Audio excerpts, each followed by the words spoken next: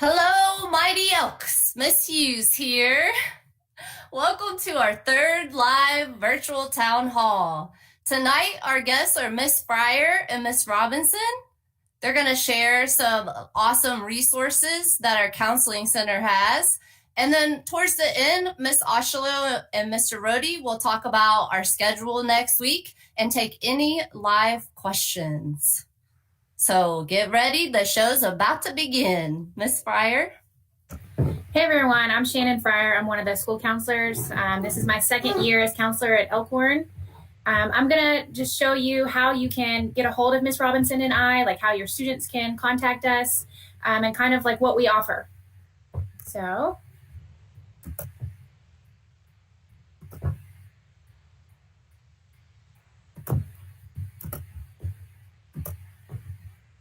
I'm right here, Mom. I'm going to start with, if you go to the Elkhorn Middle School page, and then you click on the quick links, and you go down to Guidance Office. That's the first place that you're going to be able to find us.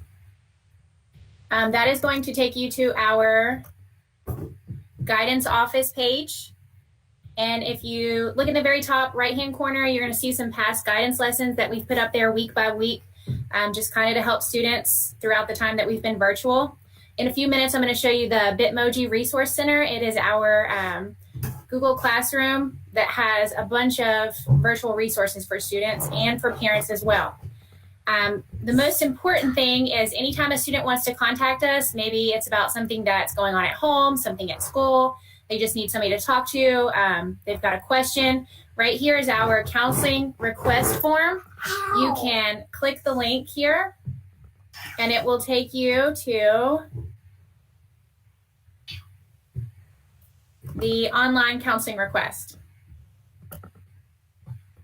So student will fill this out, they'll put in their email address, first, last name, grade level, and then there's kind of a list of reasons for referral. So again, social media issue, managing feelings, anxiety. Those are kind of a lot that we usually get. And then the best way to contact them. So Ms. Robinson and I have been setting up Google Meets with some students. Some students prefer to talk by phone, others prefer by email. So it's just kind of choice there. And then when we are at school in person, we'll usually call the student down to our office and talk to them. And we get to those very quickly, within a couple hours of seeing them usually, but definitely we make contact before the end of the day. So if we go back to our counseling page, so there's a student concern form. So if you're concerned about another student, if you've got a question about your schedule, you'll click on that link and I will be happy to help you. Ms. Robinson, if you're interested in group counseling or if you're interested in the Crush program, that's a program that we've been doing for the past year. It's kids rising up through support and healing. So it's for kids that have incarcerated parents. It's just definitely a good support group that's also partnered with the Wanda Joyce Robinson Foundation. Ms. Robinson helps with an organization group, and that's kind of been big right now, just homework management and turning in assignments. And so she's great with that. Ms. Robinson also takes care of 504 plans. And then if you are a parent needing outside resources, you can email us and we can hook you up with a local therapist, get you connected with somebody in the community to talk to your student for ongoing counseling. So the next thing that I want to go to is the Counselor Bitmoji Resource Center. So if we click on that, so here's our virtual office. It has tons of resources. Again, it has the counselor request form. We've got the suicide prevention hotline, the crisis text line, and you can click on any one of these resources and it'll take you to a different page. So the first one I show you is right there in the middle. And it's our virtual calming room. So this is excellent. We've got books, movement, music, visuals, guided focus, journaling. And again, you can click on that. So if we click on movement, there's some videos that you can practice. Click up in the right-hand corner, back to the calming room. There's music. So it's kind of like the white noise, the beach, being out in nature.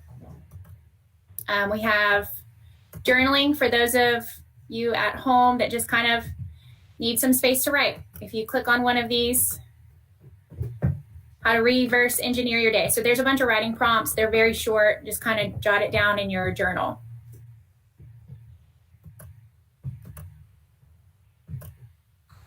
There are these. So if we click on it'll take us to an outside resource here.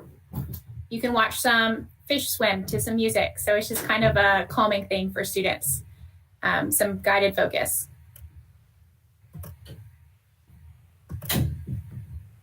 Okay, and all of these will take you back to the main page. If you click on resources for parents, there's a whole bunch of topics here. Down there at the bottom, there's one for coronavirus, and then this one is mental health resources. Up at the top, we have tips for helping you and your student in virtual learning setting. So these are questions that Ms. Robinson and I get a lot of times. So if you're at home and you haven't heard something from us during the day, definitely click on ear. And so this is a list it was provided by all the counselors here in Franklin County. We don't have any endorsement over one agency over the other, but these are our service providers that we have used in the past. So it goes down through there, how to contact them, insurance, all that important information that you would need. But again, go through here, click on a bunch of these. It takes you to a lot of resources for your students. And then if you click on Ms. Robinson or I. Sorry, Ms. Fryer, will you reshare your screen? I can't see what you're seeing. Okay, sorry. No worries.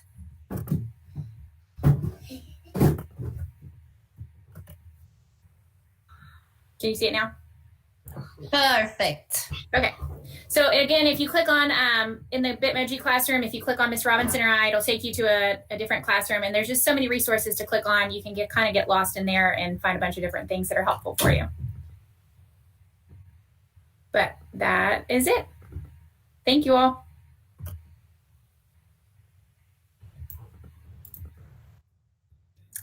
Okay, hello everybody. I'm Ms. Robinson. I'm the other counselor. Ms. Fryer and I tag team a lot of what we have going on in the guidance office. So that will take you a lot of time. Please get on our website and our Bitmoji site and look at all of the different resources. There is something for pretty much everybody. So I'm going to share for just a second about how to be successful during COVID. Can you all see my screen right now? Yes, ma'am. Awesome. Okay, so I'm not going to go through every portion of this, but this is going to be posted on our website. I'm going to put it at the very top. I'll leave it up there for a few weeks, and then I'll just put it in the past guidance lessons. So it'll always be on there, but it'll be at the top for a few weeks. So what I wanted to talk about for just a second was we just have a lot of students right now and a lot of parents concerned about how to be successful virtually and how to be successful right now with all of the stressors we have going on outside of just normal life. And so I wanted to talk for just a second on some different tips that you all can do and you all can take care of throughout your just day-to-day lives to try to be more successful and just feel more confident. Ms. Fryer and I have had a lot of students reach out to us that they're worried about their grades. They're having a hard time with motivation. They're having a hard time with trying to stay focused.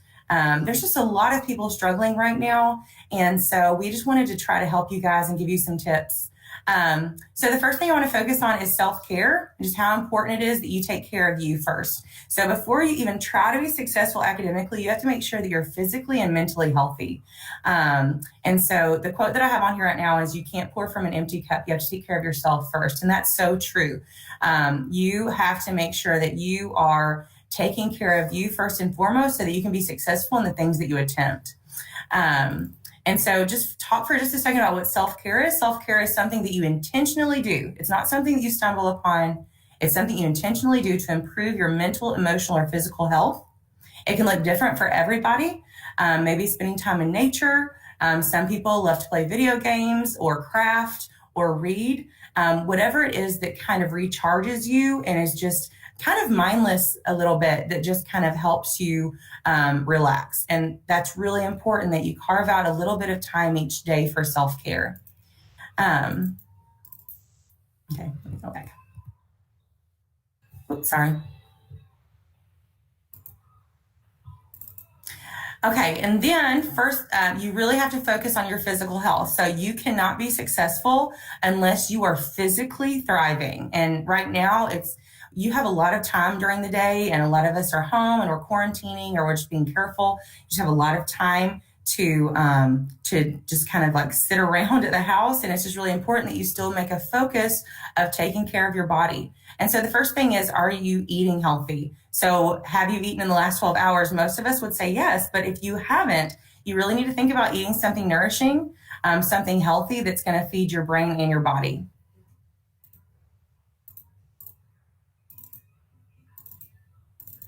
Okay, try to go back. Also, you have to look at your water intake.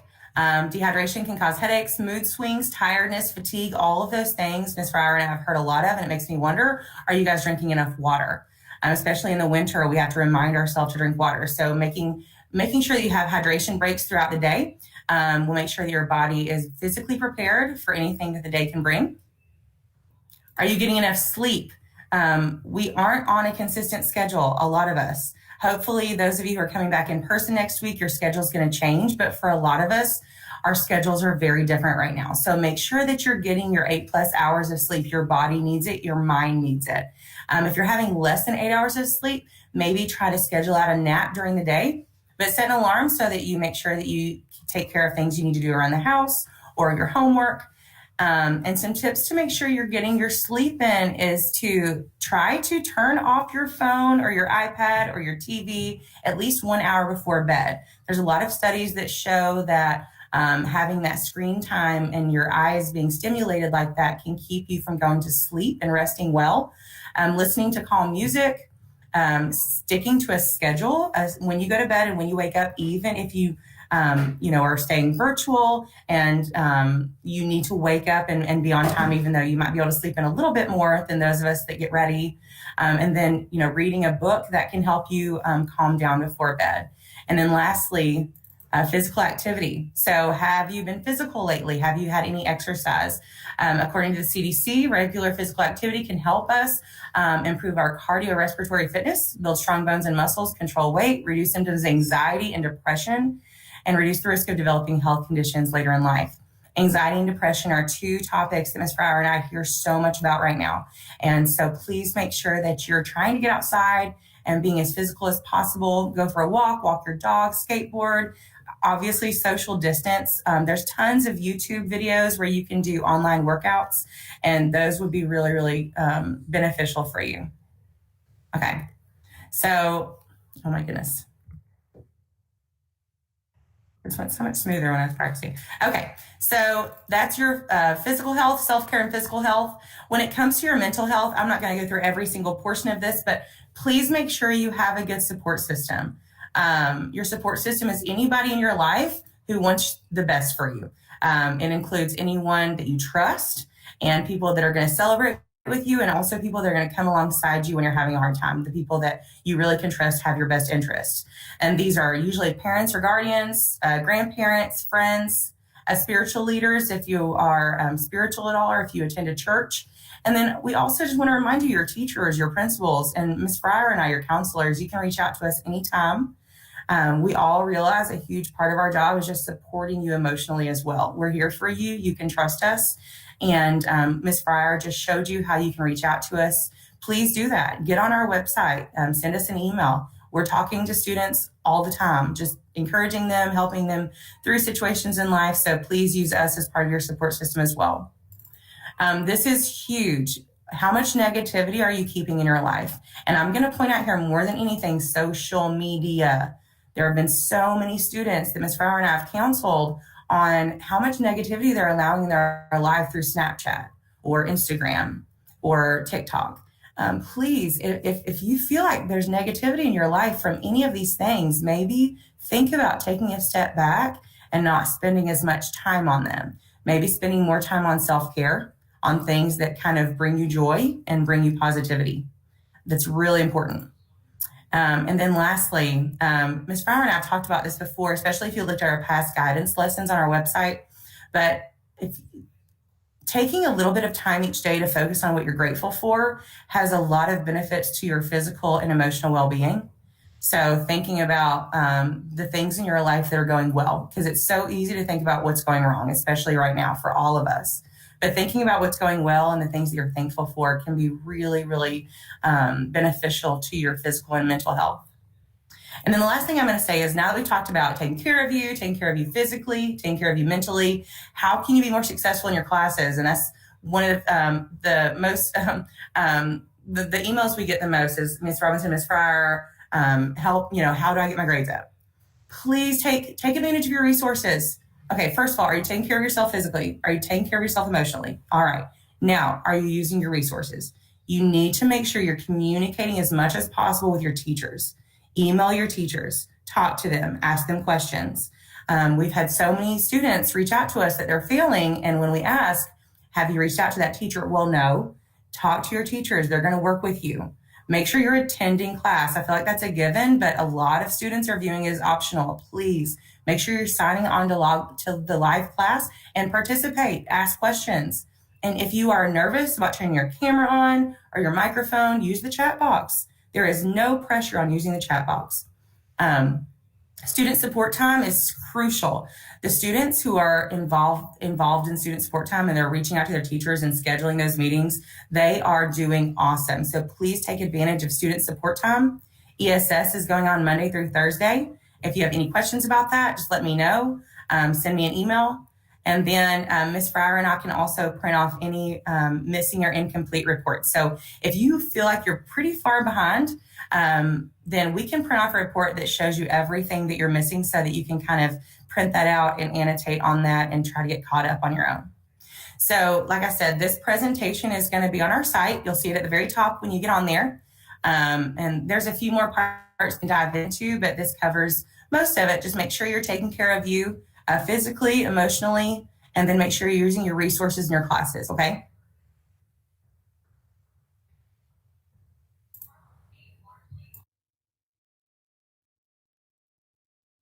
Awesome. Thank you, Miss Robinson and Miss Fryer. I'm very impressed with your websites. Those are so cool. I hope students do take advantage of those. So next, I think Mr. Rohde and Miss Oshawa is going to talk about schedule next week and take any live questions. And so just a reminder, everybody, that when we go to phase 2, the schedule extends throughout the day from 8:35 to 3:30. So just a reminder, and then of course we'll have the visual sent out. It'll be on our Facebook. It'll be in the email tomorrow. That classes or start times are 8:35, 10:50, and 1:20. So just to keep that in mind for A days and B days, those will be the new start times for classes. If you're drop off, if you're a parent who's dropping your child off at the school, the doors open at 8:10, but we cannot open it earlier to have kids congregating in the building. So the building opens at 8:10, and at 3:30 we will start dismissal daily. We'll let 6th graders go first, then 7th will follow, and 8th will follow 7th. It went pretty quickly last time, so I wouldn't anticipate it taking very long. Just please find a parking spot. Do not park along the curb.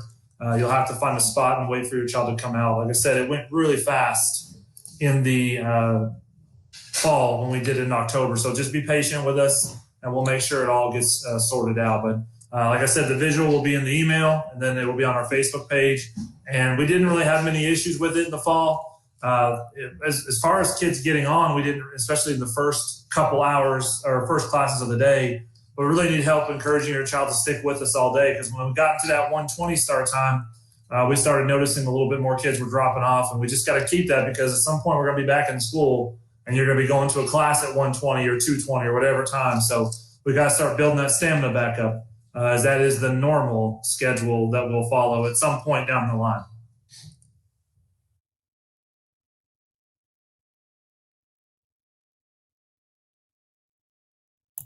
Awesome. Thank you, Mr. Rohde. So we'll also post those visuals in our Google Classrooms and the stream and email those out too on the back end so everyone has access to it. And you can always email your teachers or counselors or principals or admin if you have any questions or concerns.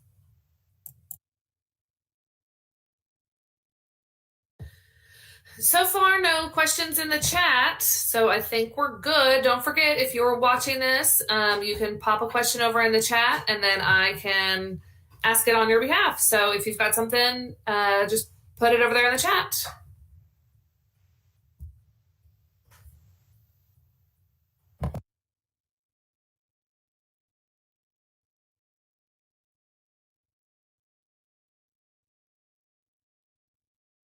One thing to remind everybody are those items that we want to make sure everyone remembers to bring to school.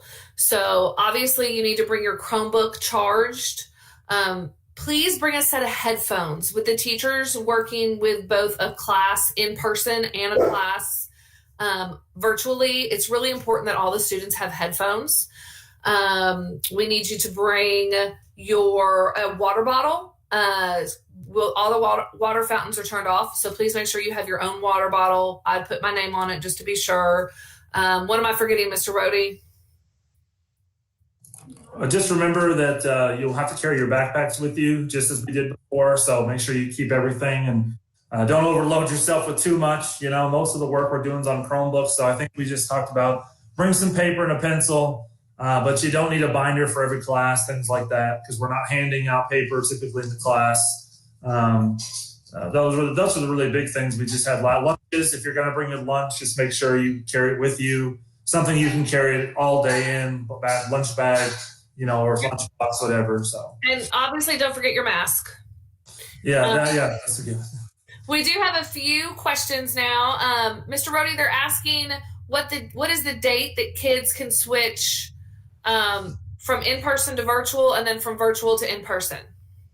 So you can always switch from in-person to virtual anytime. So let's say you want to do it Tuesday next week or Wednesday, then you can go to virtual that next day. As far as the in-person, if you are virtual but want to switch to in-person, our end of trimester is coming up, so we're very close to that deadline. It ends on the end of this month, actually. I think it ends on like the last day of the month, so it kind of fits perfectly. It's February 26th. Right, February 26th. We will send a survey out on the 19th through our email. It'll be posted on our Facebook, our website, all that stuff. And you'll need to click on that survey, and you'll just need to sign your child up for in-person learning. And there's a lot that goes into every child who steps in the building. It's not just as simple as they get to come in and everything just flows. From seating charts to lunch counts to number of kids in a class to all those things. It's not just a simple, you know, here's the number and let's stop. It's simply that we have to be very calculated because one kid could change up our entire lunch schedule because it could put another class over, and then we have to switch a bunch of teachers to and students and things like that on the lunch schedule. So it isn't as simple as it may seem, and that's probably why we're like, you know, we're going to hold the line and you're going to have to wait till the 19th to fill the survey out. And then the first day they would return back would be March 1st. But that still is 12 weeks. That's the entire third trimester. All right. And then Ms. Hughes, I think this might be a question for you since you're the classroom teacher of the bunch here. We have a question asking what will class look like for those who are virtual versus those in person? So that's a great question. And my students were concerned with that earlier. So I have heard that classes should look virtually about the same. You know, teachers may hang on to students a little bit longer. I'm looking forward to a little bit extra wait time to get to students to participate, maybe some more time to community build and get to know each other. But as far as holding students virtually in class, you know, they can expect about 45 minutes to 60 minutes virtually. And then that extra hour, if you're virtual waiting for your next class, that would be a good opportunity to take a stretch break, get some water, snack, maybe catch up on any work, email those teachers if you need help. We're going to try to do our best as teachers in the classroom to support. Well, we are going to support in that extra hour virtually, as well as make sure that the students in the classroom are taken care of as well. Right. And the actual schedule for parents watching is the same. So the class schedule is now, even if they're virtual, it is not what it has been. The schedule for all students will be that 8:35, 10:50, 1:20. Okay. I said it right. I had to make sure. So that will be for all students. And, you know, we're looking at some things to do. We know 2 hours is a long block. And that's a long block, whether you're in the building or whether you're at home. So I know personally as the librarian, I'm looking at possibly like doing a read aloud at the last 30 minutes of a block so that students can, you know, throw their headphones on and just, you know, listen to me read a book so that they can kind of have something a little different. Obviously, with the cold weather, there's not going to be as much going outside. So we're going to try to be as creative as we can with some of those opportunities for those 2-hour-long blocks. But the virtual classes will be at the same time as the in-person classes. They'll be simultaneous. Something I might add too, if you are coming in person, if you do have like some favorite colored pencils or markers or things like that, you're welcome to bring those in your backpack. Personally, in our social studies classes, we're going to have some opportunities to be creative within our own bubble in our own space. So if you have those supplies, that can make it a lot easier and fun for students for that second hour. Miss Fryer, are you still with us? Yes, I am. Great. We had a question about somebody said that a Google Classroom popped up for their student about their eighth grade student about high school scheduling. Do you have any more information about that? Yeah, so this month, I believe February 16th, you'll be getting information from the high school counselors, more specifically Holly Lawson. She's going to be presenting in that Google Classroom. So we set up a Google Classroom for all eighth graders, and I'm pretty sure most all of them have joined so far, but that's where we're putting all of the eighth grade scheduling information. So she's going to walk you through how to schedule online, what the different classes are, how to access the course catalog, CTC, the Career Tech Center. I think there's going to be information on there about the JROTC program. So everything eighth graders will need for scheduling will be on that Google Classroom. It'll all be recorded. So if your student misses it, and I believe the recording will be in the afternoon so that everybody is able to attend, but it'll be recorded so that way you can access it at any time.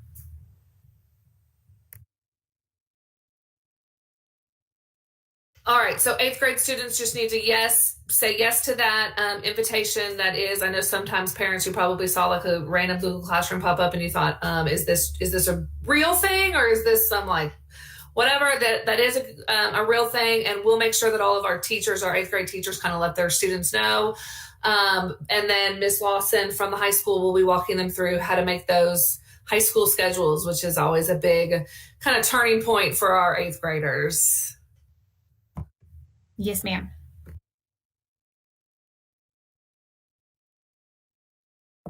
All right, I'm not seeing any other questions right now. Let me go check one more time. We're looking good. Thank you all for being here. And those of you who are asking questions, thank you for that. That's what we want from these town halls. When Ms. Hughes and I kind of came up with this, that's kind of what we wanted. We know that other times you would be able to come into the building and we would have exploratory night or other events. And we also know that just getting a chance to ask a question is so important. So we want to be able to give you that opportunity to ask that question. So we appreciate that you all are participating and watching live with us.